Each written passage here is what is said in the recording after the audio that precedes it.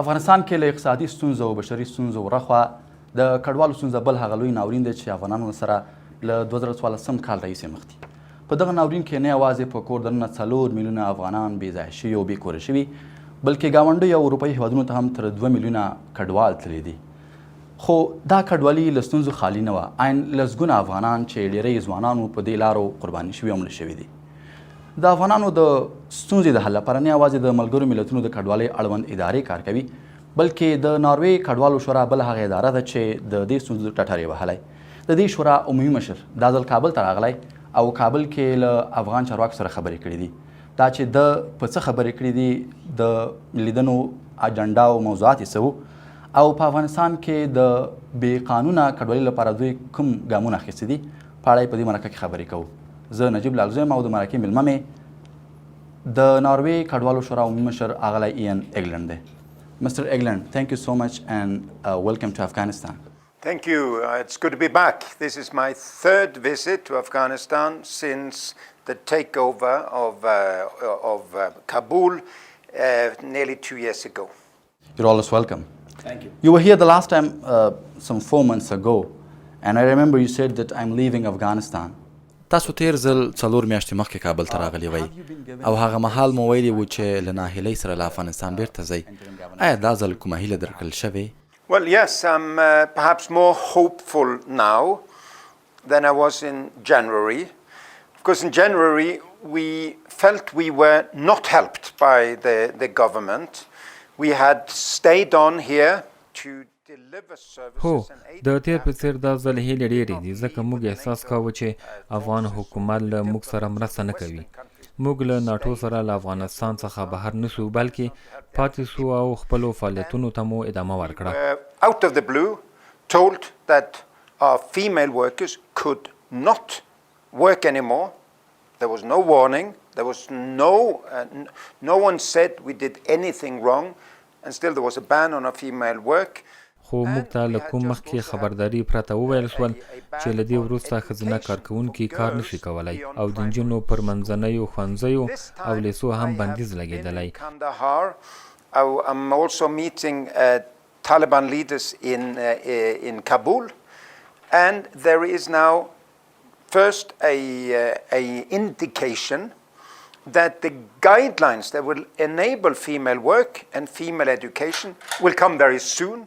خو دا ځل ما په کندهار کې له افغان چارواکو سره لیدلی او کابل کې هم ورسره ګورم او دوی ماته ویلي هغه تګلاره چې پر بنسټ به یې ښځې کارونو او نجونې ښوونځیو ته تللی شي بشپړېدو ته نږدې شوي دي. Province negotiate an interim arrangement which should allow our female colleagues to restart work for their sisters, the Afghan mothers. د دې سربېره موږ ته په کندهار ولایت کې اجازه راکړل شوه چې یو لنډمهاله جوړجاړی وکړو چې پر بنسټ به یې افغان ښځې خپلو خویندو ته خدمات رسولی شي.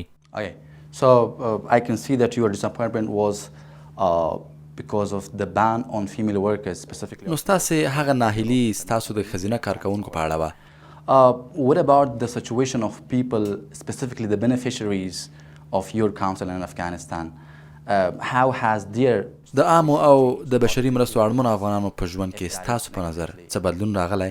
I think the crisis is even bigger now.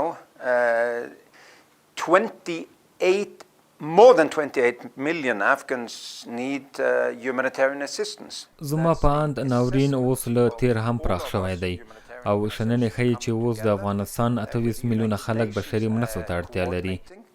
We found that more than 28 million of the 40 million Afghans need humanitarian aid. There has in this also period been a dramatic lack of funding. د دې ناورین سربېره افغانانو سره د نړیوالو مرستو کې هم د پام وړ کموالی راغلی دی چې دا کمښت هم پر ښځینه کارکوونکو د بندیز پرېکړې له امله دی. موږ له سړیو سره اړمنو ښځو ته مرستې نشي رسولی چې زموږ د کارونو پر کیفیت یې اغېز کړی دی. زه دې هم ناهیلی کړی یم چې د لویدیځ په ګډون ډېرو هیوادونو له افغانستان سره نه یوازې پراختیایي بلکې بشري مرستې هم بندې کړي دي. نو زه وایم چې بشري مرستې باید هیڅکله سیاسي نه شي نو موږ له مرستندویانو غواړو چې مرستې مو مه بندوئ ځکه موږ لا هم په افغانستان کې کار کولی شو. Telling the donors, keep up the funding, we can still do work, and we're hopeful that we can resume work, and we need more funding for that. I have a specific question in that regard, Mr. Eggland. Thank you, but I will stick. دې برخې ته وروسته راځم. کندهار کې تم کېږم. تاسو له پلازمېنې تیر شوئ او کندهار ته لاړئ. کوم خاص دلیل لري؟ No, I came first to Kabul, so I was here first. نه اول کابل ته راغلی وم. You didn't meet the Afghan officially in Kabul here. You meet the Afghan. له چارواکو سره مو لیدنې کندهار کې وکړې. Kabul. You're going to meet them here as well. Because I met with the Kabul ministers in January, and I couldn't go to Kandahar. So now, in a way, I complete my mission. ځکه ما کابل کې له وزیرانو سره تیر ځل په جنوري کې لیدلی و او هغه وخت مې کندهار ته سفر ونه شو.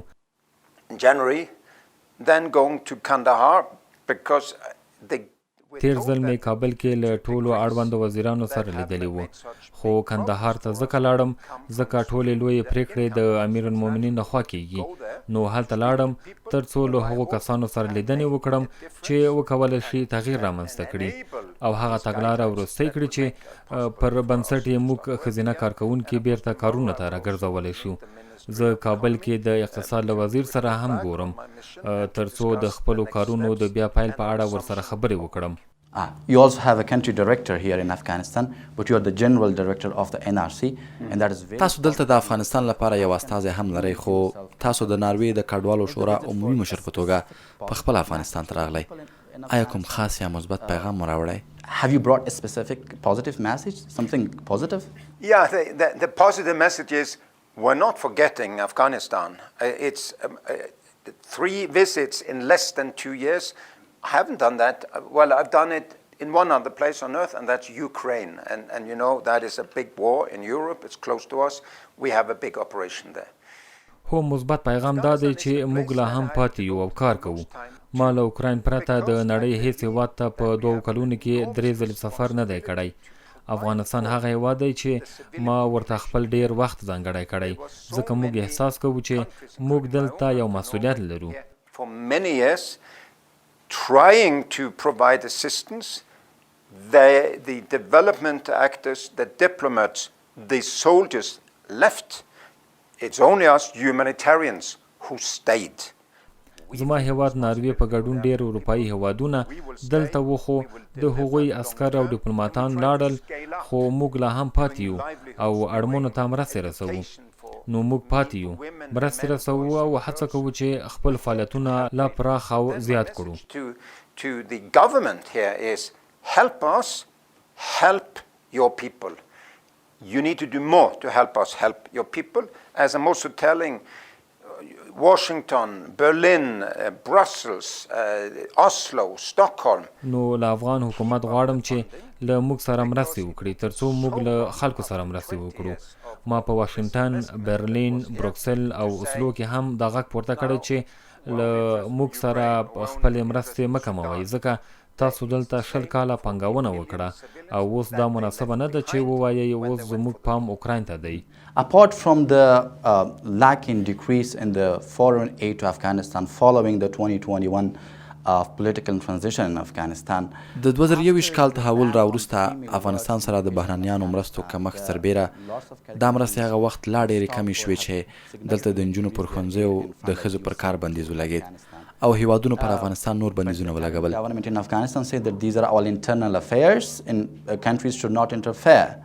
Do you think, and when these kind of decisions are made in Afghanistan, so the countries decrease their fund and aid to Afghanistan, do you think, if I'm wrong, correct me if I'm wrong, Mr. Eggland, خو دا بندیزونه یوازې عام افغانان اغیزمنوي.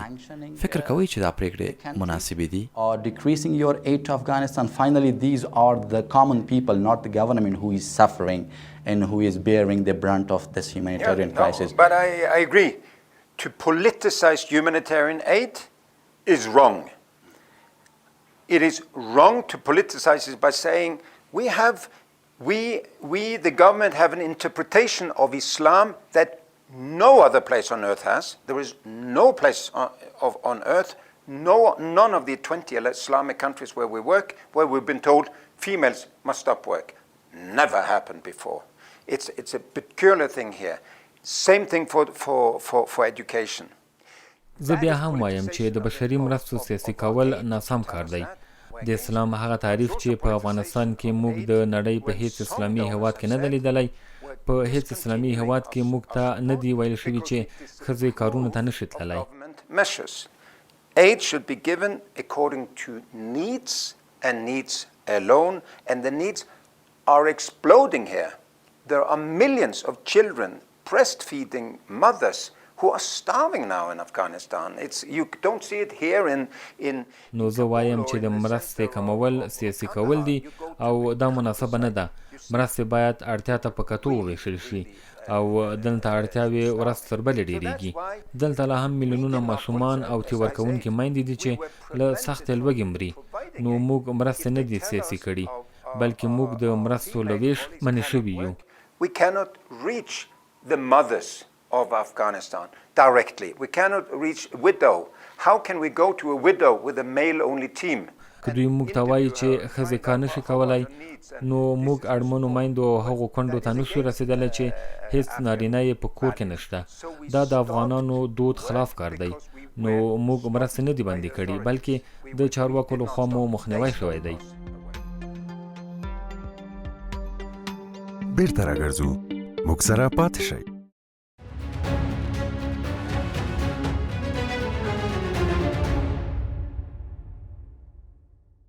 Coming to your operations in Afghanistan, what is the NRC busy with? افغانستان کې ستاسو پروګرامونو ته راځم. اوس کې په کومو پروګرامونو بوخت یې؟ We have a large operation here, and we've had an operation now for more than 20 years. More than 20 years.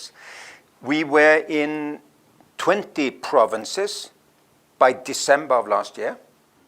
موږ له تیرو 20 کلونو راهیسې دلته یو افغانستان کې پراخ پروګرامونه لرو. We have 770,000 Afghans, either with food support, livelihoods, shelter, housing, water, sanitation. موږ د تیر کال تر جنوري میاشتې په 20 ولایتونو کې فعال شتون درلود. موږ په تیر یو کال کې له 270,000 افغانانو سره مرستې کړي چې د زده کړو، سرپناهو، کاري زمینې برابرولو، روغتیا، حقوقي او د ځمکو بیرته ترلاسه کولو برخو کې وي. زموږ د ټولې چارې تیر جنوري میاشت کې هغه مهال ودرېدې چې پر ښځو بندیز ولګېده. که څه هم په ځینو هغو برخو کې مو کارونه کړي چې چارواکو اجازه راکړې ده.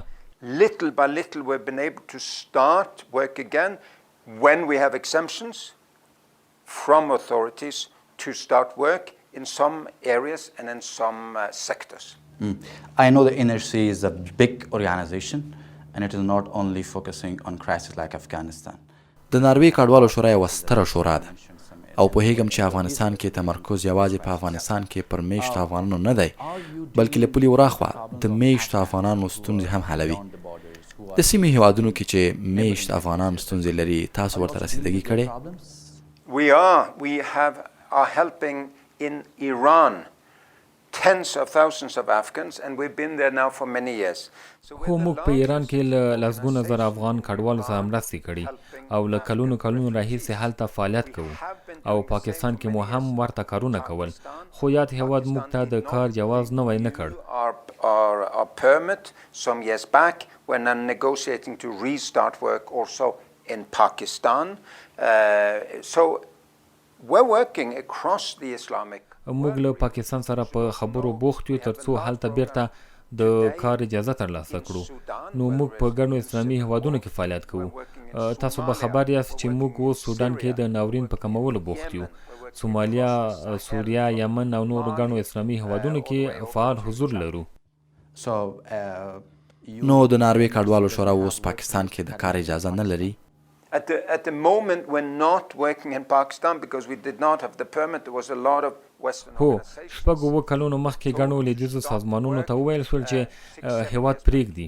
Okay, because among the 6 major areas the NRC is working, you also have the legal assistance. د ناروې کډوالو شورا د هغو شپږو اساسي موخو په ډله کې حقوقي مرسته او له تاوتریخوالي ساتنه هم شته. They're very much suffering in Iran and Pakistan. همدا دوه ستونزې دي چې ایران او پاکستان کې میشت افغانان ترې ځورېږي. زما اندېښنه دا ده چې آیا دې ستونزو ته تاسو رسیدګي کړې؟ Yes, in Iran we are providing a lot of support, including legal aid. هو په ایران کې موږ د نورو مرستو سربېره حقوقي مرستې هم رسوو. نجونو او هلکانو ته د زده کړو زمینې برابروو. د سرپناه مرستې کوو. د نورو روغتیایي مرستو سربېره د تاوتریخوالي څخه د ساتنې برخه کې هم مرستې کوو. Lots of support, camp management, water and sanitation and the like, and we also do protection work. If there are problems, women experiencing abuse, we help and protect them. Okay, thank you, Mr. Eggland. We are now going to your geography, specifically to Europe. We have مننه ښاغلی اېګلنډ. اوس تاسو سیمې اروپا ته ځم. سلګونه زره افغانان هلته میشت دي. زه تاسو ته ځینې ارقام وایم. 2020 there was a survey. They found that 1 in 6 European د 2020 کال یو سروې ښیي چې اروپا کې په هرو شپږو کسانو کې یوازې یو یې ځوان دی چې عمر یې له 15 تر 29 کلونو دی. The population of Europe will decrease by 6% up to 2100. او یو بل سروې بیا ښیي چې تر 2030 کال به د اروپا نفوس 6% کم شي. The European countries need refugees, specifically from countries like Afghanistan, that they want to be settled in European countries. If that is true, د ارقامو ته په کتو د کډوالۍ متخصصین وایي اروپا د افغانستان په څیر د بېوزله افغانانو کډوالو ته اړتیا لري. که همدا خبره سمه وي نو بیا ولې دې کډوالو ته یوه قانوني لار نه برابروئ؟ You're so right. There should be easy legal ways to seek political asylum in Europe for Afghans and others who are suffering persecution. ستاسو خبره سمه ده. باید یوه قانوني لاره موجوده وي چې پر بنسټ یې سیاسي پناه ترلاسه شي. که هغه افغانان او یا نور هغه خلک وي چې له تاوتریخوالي ځورېږي. دا باید داسې نه وي چې خلک له یوې وچې تیر شي او بیا ځانونه مدیترانې سمندر ته وغورځوي، خپل ژوند په خطر کې واچوي تر څو اروپا ته ورسیږي او هلته بیا ونیول شي او بیرته ډیپورټ شي. The possibility to have a legal pathway for asylum seekers to seek asylum. We're not a migration organization, we are a refugee council, and we ask for the right of asylum for people who are individually persecuted. موږ همدې د کمپاین کوو چې د کډوالۍ لپاره یوه قانوني لار ووسي. نو موږ د دې غوښتنې کړې دي. دا چې اروپا به د خپل نفوس ستونزه څنګه حلوي زه نه پوهیږم، خو بیا هم ډیری اروپایي هیوادونه شته چې نفوس یې ډیر دی. With old people, true, and it's true. I mean, the majority of the population in Europe is now above the age of 40, whereas the vast majority of the population here is below 20 years old. So, but that would be a big reform of migration in general. There is. هو په اروپا کې د اکثریت نفوس عمر له 40 پورته دی، خو دلته په افغانستان کې د اکثریت خلکو نفوس له 20 کلونو هم کم دی. Those who are fleeing persecution, who are individually targeted, and they have a right of asylum. No one has a right. I don't have a right. ډیر زیات شمیر خلک غواړي چې اروپا ته لاړ شي، خو موږ باید لومړیتوب هغوی ته ورکړو چې په شخصي ډول ځورول کیږي او له تاوتریخوالي سره مخ دي او هغوی د کډوالۍ حق لري. To some degree is I know many Afghans who have sought and got both asylum and migration to other countries. So to paraphrase you, you have been lobbying, the NRC has been lobbying for legal. نو تاسو د قانوني کډوالۍ لپاره لابي کوئ؟ Seeking asylum so that they can become refugees. خو د دې لپاره چې له قانوني لارو راشي او زموږ په هیوادونو کې د خوندیتوب لپاره پناه واخلي. In our countries. Okay. کډوالي یو بشري حق دی، سمه ده؟ Am I right? هو بشري حق دی. There are hundreds of Afghans settled now in Turkey to cross that country to one of the European countries. So they definitely have to cross the countries like Serbia. ځانګړې زرګونه افغانان په ترکیه کې میشتي چې غواړي اروپا ته لاړ شي. ما ورسره خبرې کړي. With many Afghans whose brothers or family members have experienced that bad experience that when they are crossing the border to one of those. دوی وایي چې د بلغاریا او سربیا پولیساتو لخوا تر نیول کېدو وروسته په سپو دړل کیږي او په غیر انساني ډول شکنجه کیږي. فکر نه کوئ هلته بشري حقونه نقض کیږي؟ No, I think that, yes, I agree with you.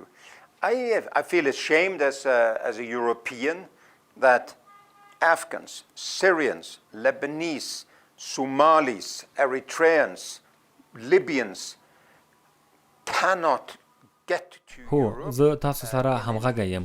زه د یو اروپایي په توګه شرمېږم چې افغانان، سوریایان، د لیبیا خلک او د افریقا خلک اروپا ته د راتګ لپاره قانوني لار نشي موندلی او د دې لپاره خپل ژوند په خطر کې اچوي. د دې ستونزې حل یوې نړیوالې حل لارې ته اړتیا لري.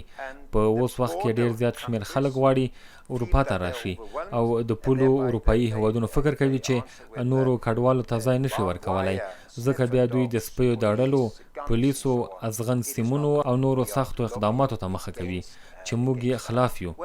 موږ نه یوازې د قانوني کډوالۍ لپاره بلکې د دې لپاره لابي کوو چې په هیوادونو کې باید پانګونه وشي ترڅو خلک کډوالۍ ته اړ نشي. د افغانستان د ستونزو حل دا نه دی چې ټول افغانان باید کډوال شي. د ستونزو حل دا دی چې دلته بشري حقونه تامین شي، جنسیتي مساوات راشي، پرمختګ رامنځته شي. نو راځئ دې برخو ته کار وکړو. افغانستان یو ښایسته هیواد دی چې ښایسته تمدن او کلتور لري. موږ باید ځوانانو ته هیلې ورکړو چې پاتې شي. That I am admiring. We need to provide hope again for the youth of Afghanistan so that they want to stay. Thank you. My last question, Mr. Eggland. I know there is a recent crisis in Sudan, but the prior to that one is in Ukraine. مننه. د وروستۍ پوښتنې په توګه د سودان له ناورین مخکې د اوکراین ناورین و او دا چې دا هیواد یو څو اروپایي دی او یا غواړي له اروپا سره یو ځای شي، باور داسې کیږي چې ستاسو په ګډون د نړیوالو پام اوس د افغانستان څخه اوښتی او اوکراین ته لومړیتوب ورکول کیږي. آیا همداسې ده؟ Is that the case for NRC as well? Yeah, I fear that is too much happening. And I have two messages. Number one, we're working hard to get Afghan policy and practice. خو زه هم احساس کوم چې داسې یو څه روان دي. ما له سترو نړیوالو رسنیو سره خبرې کړي او هغوی ته زه دوه پیغامونه لرم. یو دا چې موږ هڅه کوو د افغانانو پالیسۍ د بشري حقونو او جنسیتي مساواتو له نړیوالو نورمونو سره برابرې کړو. خو په ورته وخت کې نړیوالې ټولنې ته هم دا پیغام لرو چې افغانان دې نه هیروي. دلته میشت 40 میلیونه ملکي خلک بشري مرستو ته اړتیا لري. Need assistance. We, NRC, had to close 5 offices in 5 provinces because of lack of funding. موږ په افغانستان کې اړ شو چې د بسپنې د کمښت له امله په 5 ولایتونو کې خپل 15 دفترونه وتړو. موږ ته بسپنه رانه کړل شوه ځکه مرستندویانو فکر کوو چې افغانستان کې شرایط مساعد نه دي. نو موږ هغوی ته وایو چې مرستې مو مه بندوئ، موږ به شرایط مساعد کړو. موږ او زه هڅه کوم چې افغانستان ته د نړیوالو توجه راواړوم. Mr. Eggland, thank you so much for giving us your time. Thank you. Thank you. Thank you. Thank you so much. درنو لیدونکو، ځانګړې مرکه همدومره وه. تر بیا ښه وخت. له لیدلو مو مننه.